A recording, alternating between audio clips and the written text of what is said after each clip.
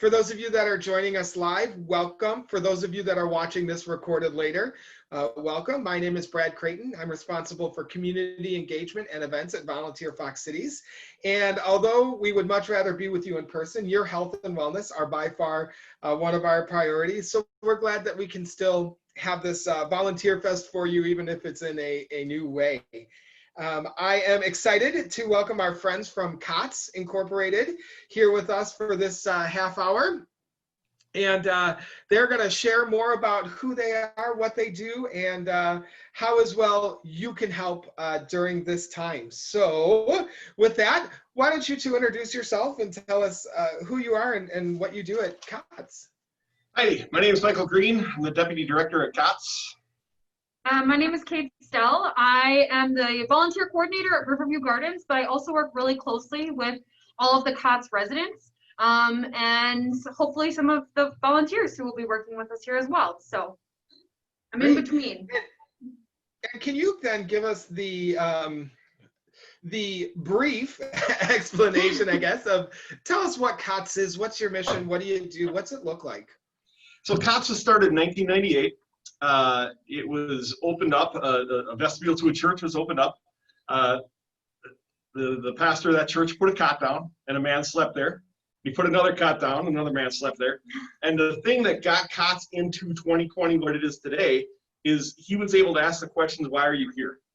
And the answer to those questions are so important because we get to ask them every day is, why are you here? And we can work on those things knowing that each person's answer is going to be different. And the key to COTS is being able to answer those questions as best we can. And the only way we can do that is by knowing who in the community we can reach out to that can help us best answer those questions. So COTS' actual acronym is Community Outreach Transitional Services. Sometimes I wish it didn't spell COTS because the first impression is there's a cot on the floor and there's people sleeping.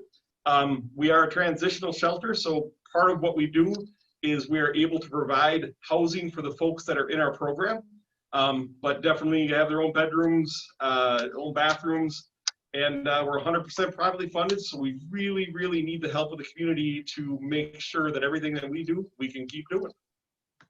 Excellent. And for those of you that are joining us again live, by all means, if you ever have a question, feel free to interrupt and ask, or if you want to raise your little Zoom hand, we'll get to you, or feel free to use the chat as well. So you mentioned that you're so heavily reliant on the community and volunteers. That's so important that people give back. Can you kind of tell us what a volunteer would do, what kind of volunteer needs you have, and what that looks like at COTS? Yeah, absolutely. So I think there's like lots of ways that we can still have volunteers work with us, even during COVID. One of the biggest needs that we have right now is for our meal ministers. So I can talk a little bit about what that volunteering is like, but do you want to share, Mike, what that means for the residents at the men's building and the women's building? Yeah, thanks, Kate. So Monday, Wednesday, and Friday, the community provides a hot meal for 30 men and about 16 women, 2 different locations. We do have food. We're a fully stocked pantry. We got refrigerators. People cook for themselves. They take care of themselves in that sense. But having a home cooked meal is something people really take for granted. And our guys and gals just aren't in that spot to be able to get that. So it's so important.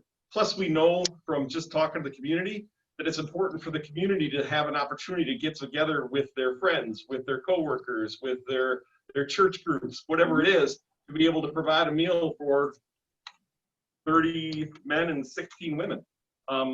It's just, and the guys and gals are just so appreciative. It just, having a home cooked hot meal is just so, absolutely. It just is a thing. It's not the same as making eggs for yourself for dinner for the third day in a row. Like, it's just not the same. Eggs are great, but like, it makes a real difference. And then the community, because the guys get to eat it then together. Yep. And when it's individually preparing a meal for yourself, or even if you're cooking with 1 or 2 guys together, they know they get to come together as a community here in COTS to be able to share this meal with each other, which is pretty neat. Absolutely. The other thing that we've started doing, so we're definitely, you know, limiting access to the building, but as a staff member, we still truly try to do some of these things with the community in, I'm especially spending a lot of time here at the men's building.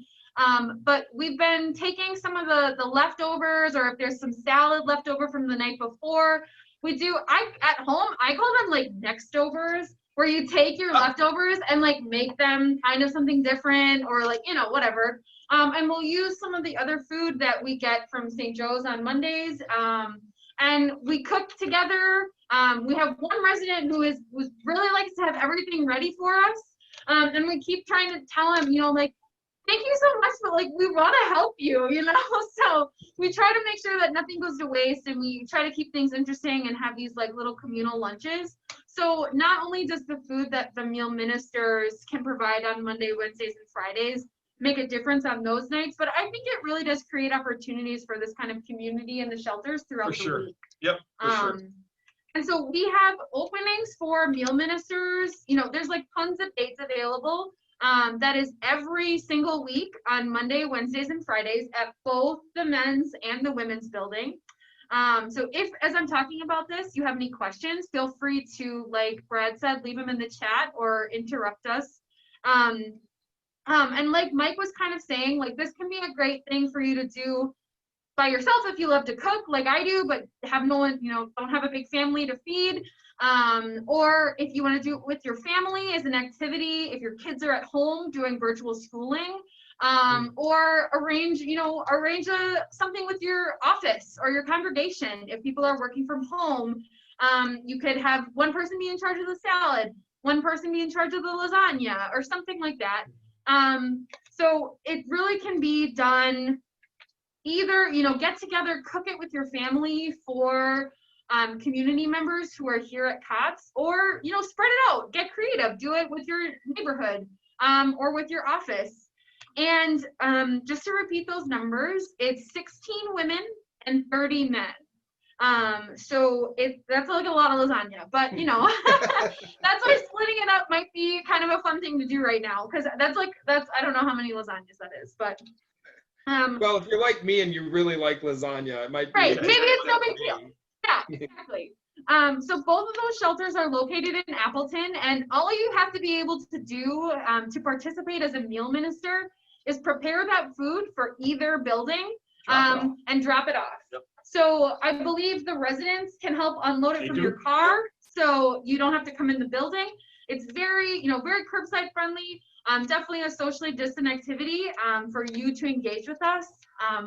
But like we were just describing, it really does create opportunities for community in the shelters. So that's kind of an overview of meal ministry. Did I forget anything? No, you did great. That's okay, great. Cool. So are there any questions about that right now, or we have some other ways for folks to engage with us, or I just want to make sure I didn't miss anything. You know, I do want to ask a question that someone asked in one of the other sessions. Yeah. Do you guys, especially something like that can be done away from there, like, you know, a meal thing where you're dropping it off. Yep. Are you able to, if there's a family working on that or a community or something, will you sign off on hours for like a high school student or something like that? Absolutely. For sure. Absolutely. Yep. Excellent. There's no problem Perfect. at all. For sure. Excellent. Are there any other questions from some of our folks here? Nope. Okay.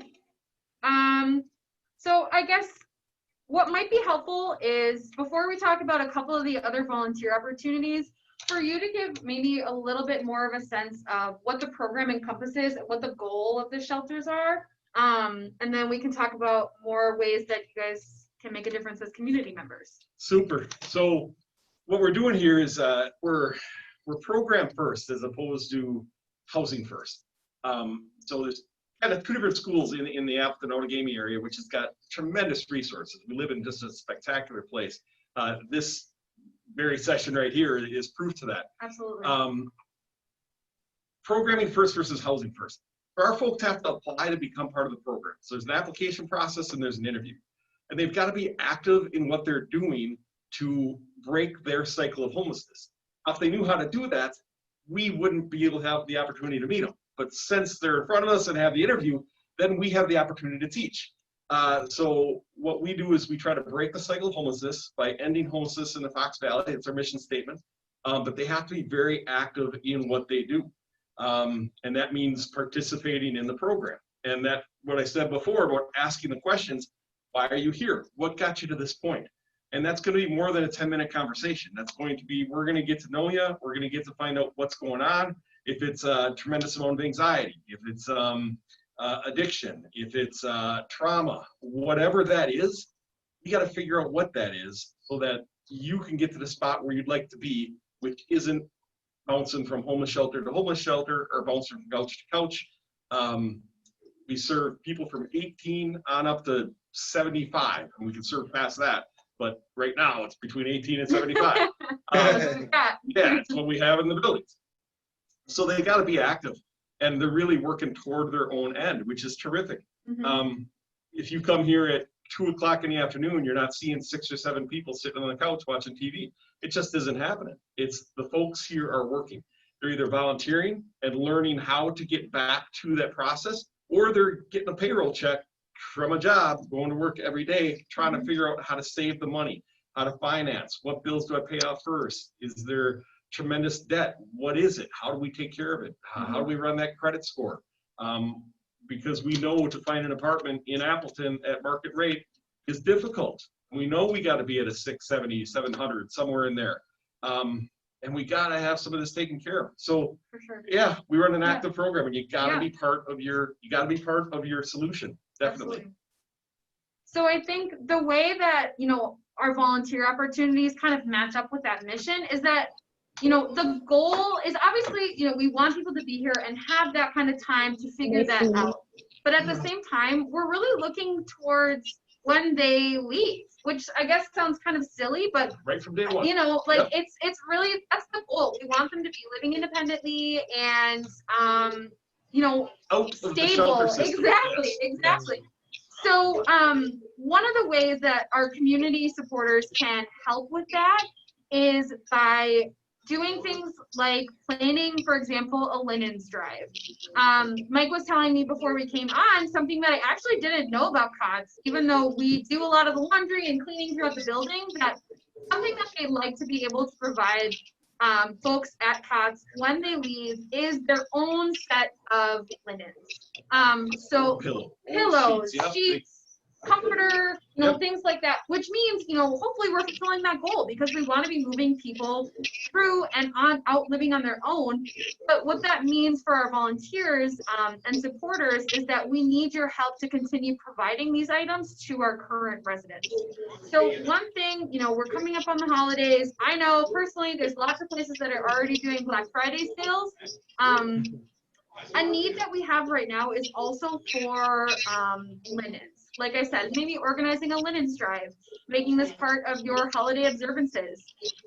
We need new in package, like twin size bedding and comforters. And just as a reminder, these are for adults. We have adult men and adult women, not children. We're not looking, it's twin size beds because they're single occupancy rooms, but not cartoon characters, right? Which, maybe they do like cartoons, but that's what we're after. So twin size sheets, pillowcases, pillows, twin size comforters. We also give everybody towels. They have access to laundry facilities while they're here. They do that kind of stuff all on their own.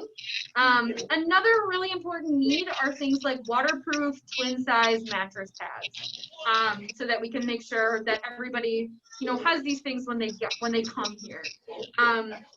So if you're interested in planning something like this, again, just like with meal ministry, with your household, your office, your congregation, your family, as a holiday observance, or just, whatever, there's always a need for this for our adult men and women here at COTS. Yeah. From 1 cent to 20 cents. Exactly. Yep. I want to call attention to a question from the chat. This goes back to the meals. The question is, do you have to make the whole meal, or can you make a part, like a couple dozen cookies or something, to go along with the meal? Absolutely, you can make a part of a meal, for sure. All of that, even if that doesn't go along with another part of the meal. It's such a blessing to have. It just Absolutely. is. So if it's, you know what, we get time to make cookies, we got time to make a salad, we got time to put some noodles. Sometimes we get ice cream buckets of spaghetti noodles, and then we make the sauce. Yeah. I mean, it's that kind of thing. Sure, for One sure. gentleman just likes to bring in some chili, so we just get ice cream buckets of some chili, and then we get the crackers and everything else. So it really is just what you can give, and we will be able to utilize it and enjoy it and use it. For sure. Excellent.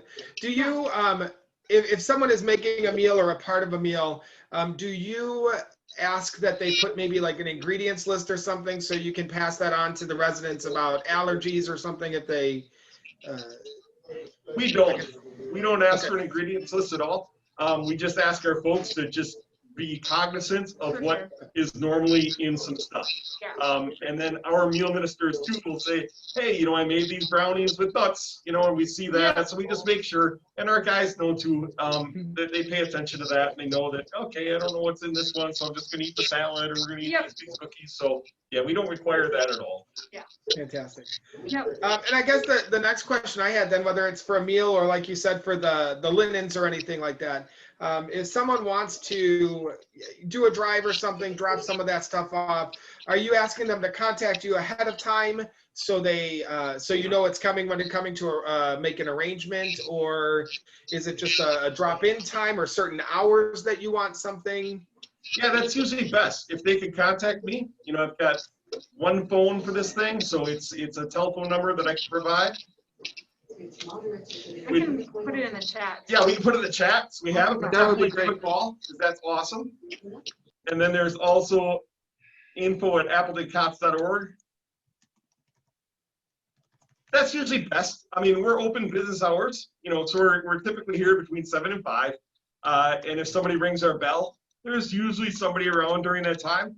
But we want to make sure that people get served the best that they can. And if they take the time out of their family and their home and take the time to put the stuff together, we want to make sure that they're taken care of as quickly as possible. So just having a time of, hey, I'll be there at 10 o'clock tomorrow, that's super. We can help them get in and out without any undue pressure or anything else. Exactly. Yep. Especially now, we want to be sure that we can accommodate folks who do want that like curbside, you know what I mean? Don't want to, right? That's what we're looking for. Great. I saw Trina, you're looking for an address. If you could shoot an email to info@appletoncots.org, then we can that's probably the easiest way to get that information to you. Was there anything specific that anybody else was wondering about with some of these, like linens drive or meal ministry, other specific kinds of questions?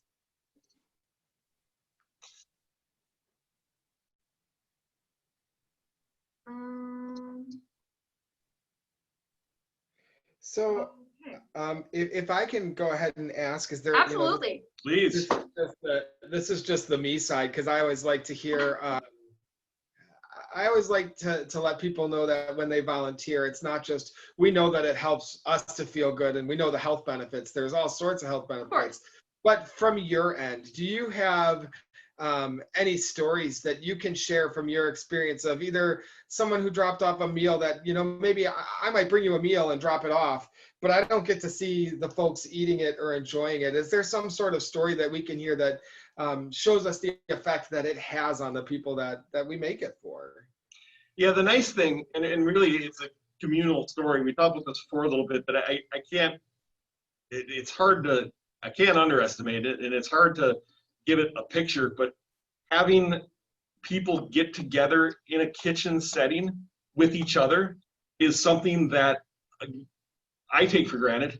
I mean, I got that growing up, I got that, you know, now, and I take that for granted. And if somebody does not have that opportunity because their family is either, I'm not going to be with you any longer, you're not welcome, whatever the case may be, whatever got somebody to homelessness, the family is not typically around. And the ability to come to a kitchen gathering where food is a thing, which is what we do as a people, is just amazing. You always hear stories about my mom used to make like this. You know, back when I did see my grandma. My grandma used to have this food and she added this in the deal. The women tend to get a little bit more into the recipe of the deal, and it's just how the difference is. It's just amazing to see both. And the guys are typically more into how much I ate and what was I doing and this kind of thing. And it's just, it is a great thing. And then that sparked some of the deal, like, hey, could we do this together? Like, what do we do with these leftovers? Yeah, exactly. And over in our women's facility, it's like, we should definitely make this next week, Thursday, if we didn't have it, because this is a great idea. This is what my grandma used to do. So exactly. You hear a lot of those things of stuff, and then that helps us as their program service coordinators, as the people who are trying to help them get past homelessness. It helps us to get a little bit of insight into their life. And the more insight we can get into their life, good or bad, the more ability we have to help. And that's the critical part of that thing. That's fantastic. Now you mentioned, go ahead. Oh, sorry, go ahead, Kate. Go ahead. No, feel free. So I mentioned earlier that we also like to do these lunches on Tuesdays and Thursdays to do some like next overing. And one thing that I like to do, which I think when it started, the guys were like very suspicious of, but I like to ask these like random questions about food. Like, if you were a vegetable, what vegetable would you be? And like, what's your favorite pizza topping? And so it's funny because, you know, like Mike was describing this fellowship that we're sharing through the generosity and support of our volunteers. It leads us to the, you know, even more opportunities to reflect on that fellowship and share in it. And I hear all the time, like every Tuesday and Thursday, people will start talking about like, oh, I like, one day it was, what is your favorite way to eat potatoes?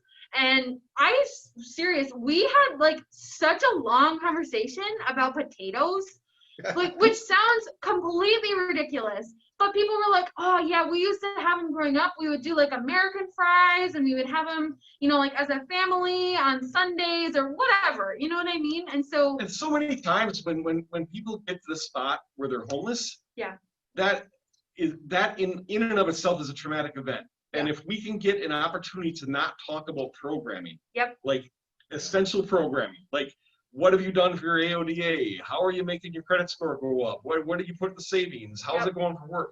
If we could take the opportunity to share something, whatever that is, beyond the programming aspect with people, that just builds trust. It builds the camaraderie, to your point before, and it's how you do it. It's just how you do it. I think it makes people remember that they're a person. It's a humanizing thing also. And we did hear last week, we were talking about what's your favorite holiday over one of these lunches. That's right. And it's interesting because we do hear things like a gentleman brought up, like, I don't like any holidays anymore. Well, how come? And we were like, oh, what do you mean? Like, what's going on? He goes, well, you know, my mom died on Mother's Day. So, and he was able to share that not only with him and with us, but with the rest of his community. So that gave them also an insight to, oh, what is happening? And if you're having a down day, how come? And for that person to open up and share that in a group of people, it was remarkable. It was it was a weight off his shoulders, essentially. And that's what it builds. For sure. Very cool. Well, I'm very grateful that there's ways that, you know, we as a community can help in a safe way. Absolutely. Because the work you're doing is phenomenal. And the fact that we can contribute to that. Let me just, you know, we're running a little bit short on time here, but let me ask you long term, once this COVID situation is behind us, you don't have to get into details, but are there in-person ways that people will then be able to volunteer in the future? Yeah, then I'm so eager to open up our buildings again, because our buildings are open to people who want to help. I mean, we do not employ anybody for lawn care, for any janitorial, for painting, for any of the repairs that have to be done in buildings that are really well maintained, but they're from the 60s. So anybody who can help out, anybody who's got a particular skill set, anybody who doesn't have a particular skill set but just wants to come in and be part of what we do, we can have opportunities for them. From running an AA group to a Bible study to painting some walls to putting together a flower arrangement. If it's in the summer, we've got a hoop house. We've got grass mowing, raking. I mean, there's so many opportunities here to take care of things. Absolutely. And our building is definitely open. It's definitely open to the public who wants to help. Fantastic. Well, Kate and Mike, thank you guys both for taking the time to share. Could you Absolutely. really quickly, I know you put it in the chat earlier, but could you one more time really quickly share your number, your email, and website so that if anyone is hearing this and has questions or wants further to get connected, that they could have that? Yeah, of course. So the best email, if you want to reach out by email about these volunteer opportunities that we've mentioned or other ideas that you had, holidays are also coming up. All of the residents get a gift bag around the holidays. So we would welcome, more ideas like that. The best email to reach out to is info, I-N-F-O, at AppletonCOTS.org. The best phone number is Mike, and that's 920-809-5309. Our website is, I know, on the one-stop shop that VolunteerFEST Cities has set up, but it's AppletonCOTS.org/volunteer. You can learn more about our program as well, and check out some photos, things like that. But yeah, even now we welcome new ideas for volunteering. And I answer that phone all the time. So even our folks who say, what do you guys do over there? I'm more than happy to talk about what we do. I'm super proud of what we do. I'm super proud of what the guys do. We've been around a long time, and we are around so long because the community helps us out. So thank you very much for this opportunity, everybody. Have a great day. Yeah. Well, and on behalf of VolunteerFEST Cities, Kate and Mike, thank you. For those that were watching this live, thank you for being here. Please, again, do not hesitate to reach out to COTS if you have any questions or would like more info or to get connected with them. And like Kate was mentioning earlier, don't forget to stop by our one-stop shop at volunteerfoxcities.org/volunteerfest, or just go to volunteerfoxcities.org, and the links are there for more information about COTS and all the other VolunteerFEST agencies. You'll also see the schedule for the rest of the agencies that are participating through the week. I will say thank you again. Coming